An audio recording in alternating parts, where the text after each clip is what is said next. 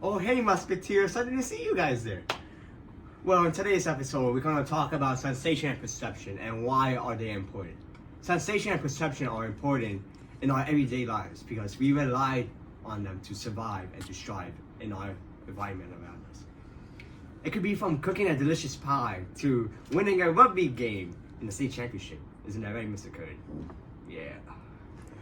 Our brains work 24/7 to gather information from our five senses all over the place, and to transmit them through our bodies to our brain and then process the information. In this video, we're going to go over the topics of sensory and perceptual adaptation, selective attention, perceptual organization, parallel and serial processing, bottom up and top down processing, depth perception, and perceptual consistency. I hope you guys enjoyed the video. Make sure you like and subscribe, follow the contact information, follow my Instagram, Snap down below, and hope you guys enjoy it. Woo! So, sensory and perceptual adaptation is one of these important cognitive processes. Sensory adaptation is a process of filtering out or getting used to stimuli that our brain seems deemed irrelevant. When your eyes adjust to the darkness, that's usually because of something called sensory adaptation. For example, as you can see, there was an initial period of darkness, but the phone's camera, just like our eyes, eventually adjusted. In addition to sensory adaptation, our bodies also rely on perceptual adaptation. Perceptual adaptation is the process in which we are able to adapt and filter stimuli. In this example, the responsible student, David, is trying to study. Initially, he might be very distracted by the noises around him. However, as he continues to work, he is able to adapt to these noises and his environment and eventually block out these distractions. This is a classic example of how perceptual adaptation determines and limits how much stimuli we perceive. Our bodies sense 11 million pieces of information every second. However, our brains can only focus on 40 senses at once. Our bodies need to use selective attention to prioritize the most important pieces of information.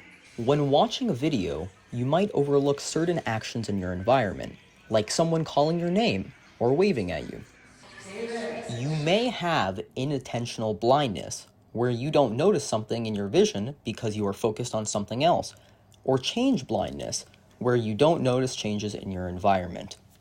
Another phenomena that occurs in the brain is choice blindness, where people will not remember their previous choices and actions and might change their previous decisions. Selective attention allows us to stay focused on tasks, but can also cause us to block out important stimuli. Overall, our bodies use selective attention to receive the most important and essential information. Segment 3. Perceptual organization.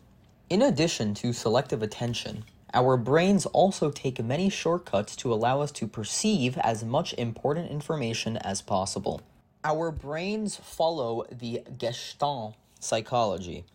This is where our mind puts together sensations and perceives patterns. Our brain follows the ideas of the Pragnas or good figures principle, which is the idea that our brains perceive objects in the simplest way possible. In addition, we also use the figure ground perception principle.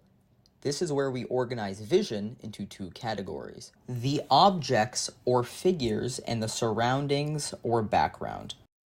Gestalt psychology can be grouped into 5 principles. Proximity, when objects close to each other are perceived as a group. Similarity occurs when similar objects, in terms of color and shape, are perceived as a group. Continuity, where objects and continuous patterns are perceived as a group instead of type. Connectedness, objects that look connected are perceived as related. And closure, when our bodies fill in gaps of obscure objects to fill them in. Now, on to segment 4, which is bottom-up processing versus top-down processing. Bottom-up processing is when your brain takes sensory information from your receptors and response to the event. However, top-down processing is when you use your previous experience to add on to the sensory information you gathered. Our brains takes past experiences and creates new expectations with the sensory information gathered. When meeting someone new for the first time, you have no reference of the person previously. However, after meeting them, our brains will be able to use top-down processing to recognize facial features and identify them in the future. Imax, where are you? I cannot find you anywhere, bro. Alright, look, could you just... What's around you? I'm in front of two big blue doors. To the left of me, I see something pink over here. I don't know where am I. Okay, like, what, 3 doors? Oh, the purple thing on the wall? Okay. I think I'm 1 flight above you. David is experiencing bottom-up processing since he's observing the environment without any other prior context. Imax, however, had prior context of that environment. This means that when David described his location to him, Imax was able to use his prior memory, or top-down processing, of the location to identify it. Parallel processing allows us to react to multiple stimuli at once. This includes getting information from different senses, including smell, sight, touch, noise, and taste. When driving a car, a person must be aware of many things, including other drivers on the road, changing streetlights, horns, and other noises all at once.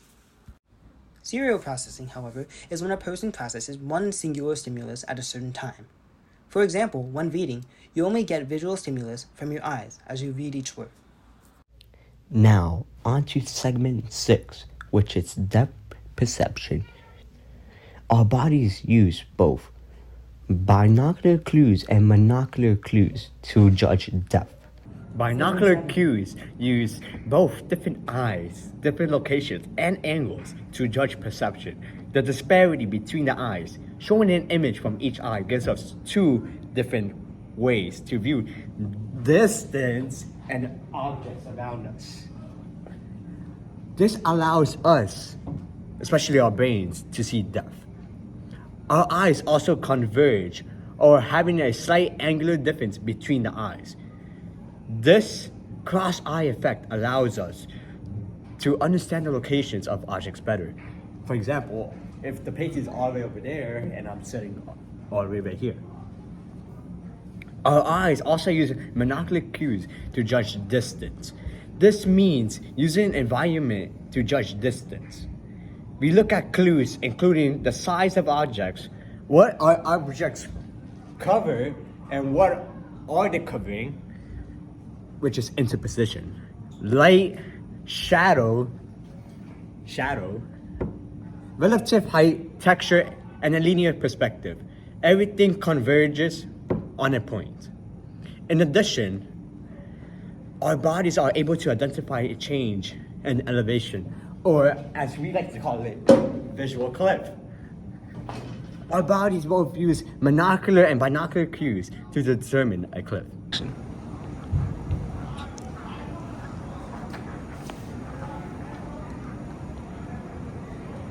Perceptual constancy is when we were able to identify familiar objects, even if the angle, size, or lighting is different. We are able to recognize shapes, where we are able to identify the object in many different angles and distances. Size, where we are able to identify the size of an object from different distances. And light, where we give familiar objects a constant color, even if the color isn't the true color we see. As we conclude our video, I hope you guys have a better understanding of why sensation and perception is fundamental for us to live 24/7. Make sure you write that down. Make sure you write that down, cameraman. Woo! Dude, if it's any 2 of these 7 topics, I hope you guys have a wonderful day. It's your boy David, and I'll see you in the next one.